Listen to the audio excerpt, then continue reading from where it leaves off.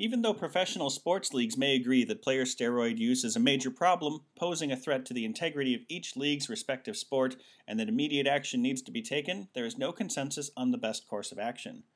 First thing we should look at is actually at parallelism. There's two things that professional sports leagues agree.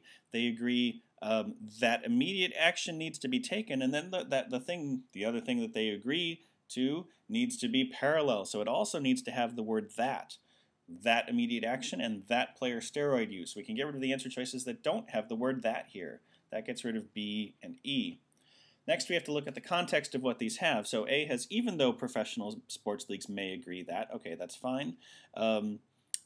C has, agreement exists among professional sports leagues that. Now, the problem here is that then we have agreement exists and the agreement exists that player steroid use is a problem and that immediate action needs to be taken. This one cuts out some of the contrast that choice A has with even though. It's kind of concessive that even though there's agreement, nobody can agree on what they're supposed to do. Just saying that agreement exists and then just going to there is no consensus, then you have two independent clauses joined without a semicolon or a coordinating conjunction. So without that contrast and the subordinating conjunction, it becomes a run-on sentence. So we can't use C.